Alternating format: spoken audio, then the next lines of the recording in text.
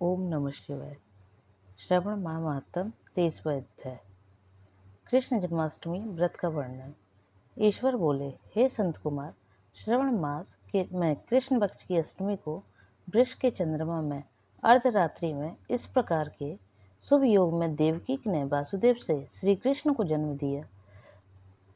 भारत के पश्चिमी प्रदेशों में युगादि तिथि के अनुसार मास का नामकरण होता है। अतः श्रवण कृष्ण अष्टमी को भाद्रपद अष्टमी समझना चाहिए। सूर्य के सिंह राशि में प्रवेश करने पर इस श्रेष्ठ महोत्सव को करना चाहिए। सप्तमी के दिन अल्प आहार करें। इस दिन दंत धावन करके उपवास के नियम का पालन करें और जितेंद्रिय होकर रात में शयन करें। जो मनुष्य केवल उपवास के द्वारा कृष्ण जन्माष्टमी का दिन व्यतीत करता है, वह 7 जन्मों में किए गए पापों से मुक्त हो जाता है। इसमें संदेह नहीं है।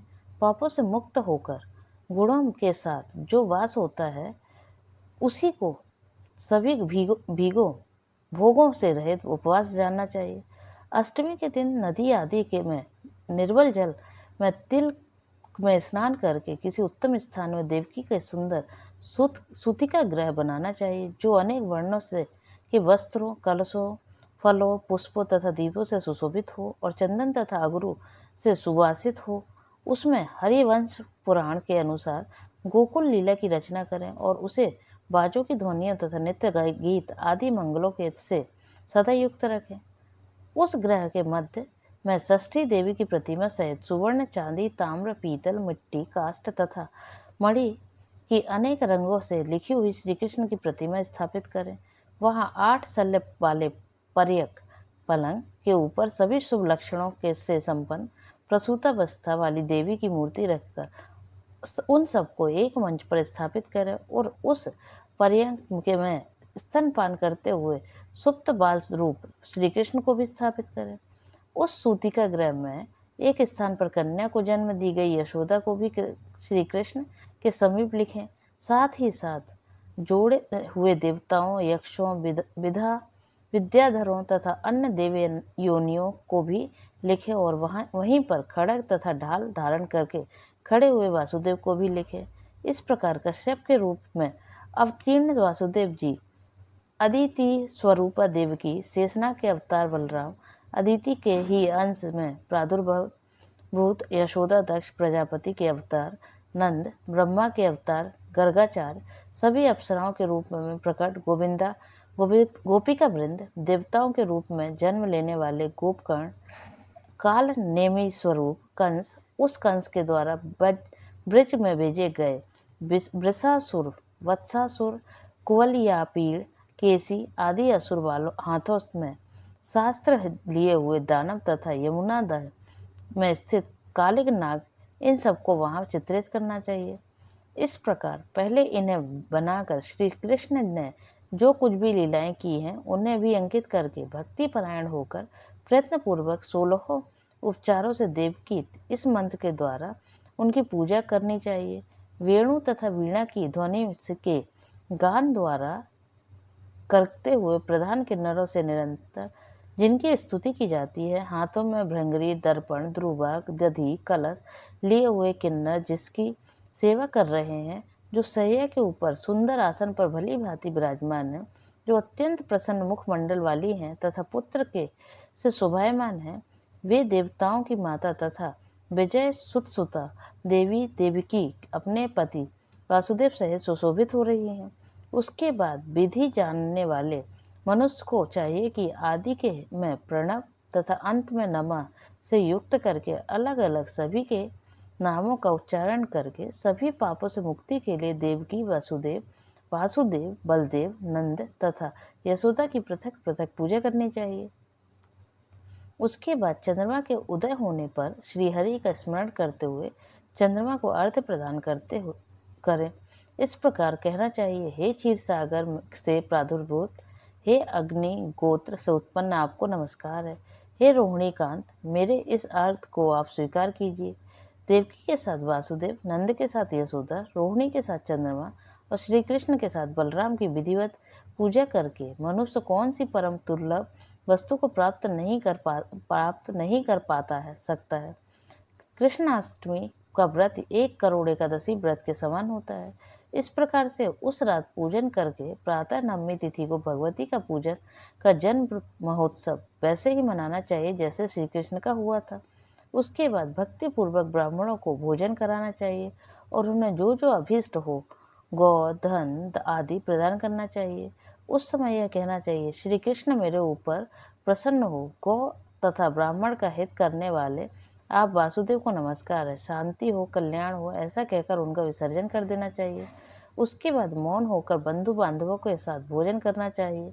इस प्रकार जो प्रत्येक वर्ष विधि विधान पूर्वक कृष्ण तथा भगवती का जन्म महोत्सव मनाता है वह यथोक्त फल प्राप्त करता है। उसे पुत्र संतान आरोग्य तथा अतुल सौभाग्य प्राप्त होता है।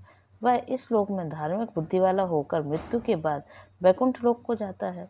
हे संत कुमार, अब इसके उद्यापन का वर्णन करूंगा। इसे किसी पुण्य दिन में विधि पूर्वक करें। एक दिन पूर्व एक बार भोजन करें और रात में हृदय में विष्णु का स्मरण करते हुए शयन करें।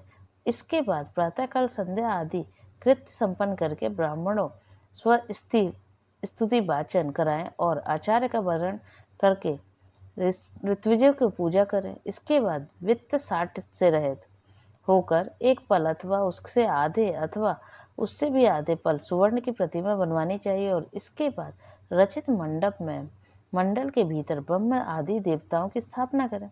इसके बाद वहां तांबे अथवा मिट्टी का एक घट स्थापित करें और उसके ऊपर चांदी या बांस का पात्र रखें। उसमें गोविंद की प्रतिमा रखकर वस्त्र से आच्छादित करके व्यक्ति 16 उपचारों से वैदिक तथा तांत्रिक मंत्रों के द्वारा विधिवत पूजन करे। इसके बाद शंख से पुष्प फल चंदन तथा नारिकेल फल सहित शुद्ध जल लेकर पृथ्वी पर घुटने टेक कर यह कहते हुए देवकी सहित भगवान श्री कृष्ण को अर्घ्य प्रदान करे। कंस के वध के लिए, पृथ्वी पर भार उतारने के लिए, कौरवों के विनाश के लिए तथा दैत्यों के संहार के लिए आपने अवतार लिया है। हे हरे, मेरे द्वारा प्रदत्त इस अर्थ को आप देवकी सहित ग्रहण करें। इसके बाद बुद्धिमान को चाहिए कि चंद्रमा को पूर्वोक्त विधि से अर्घ्य प्रदान करें, पुनः भगवान से प्रार्थना करें, हे जगन्नाथ, हे देवकी पुत्र, हे प्रभु, हे वासुदेव पुत्र, हे अनंत, आपको नमस्कार है। भवसागर में मेरी रक्षा कीजिए। इस प्रकार देवेश्वर से प्रार्थना करके रात्रि में जागरण करना चाहिए। पुनः प्रातःकाल शुद्ध जल में स्नान करके जनार्दन का पूजन खीर तिल और घृत से मूल मंत्र के द्वारा भक्ति पूर्वक 108 आहुति देकर पुरुष सूक्त से हवन करें और पुनः इंद्र विष्णुवर्दी चक्र में इस मंत्र से केवल घृत की आहुतियां देनी चाहिए। पुनः पूर्ण आहुति देकर तथा होम से संपन्न करने के अनंतर आभूषण तथा वस्त्र आदि से आचार्य की पूजा करनी चाहिए। उसके बाद व्रत की संपूर्णता के लिए दूध देने वाली सरल स्वभाव वाली बछड़े से युक्त उत्तम लक्षणों से संपन्न सोने की सींग, चांदी से केखोर, कांस की दोहनी, मोती की पूंछ, ताम्र की पीठ तथा सोने के घंटे से अलंकृत की हुई एक कपिला गौ को वस्त्र से आच्छादित करके दक्षिणा सहित दान करना चाहिए।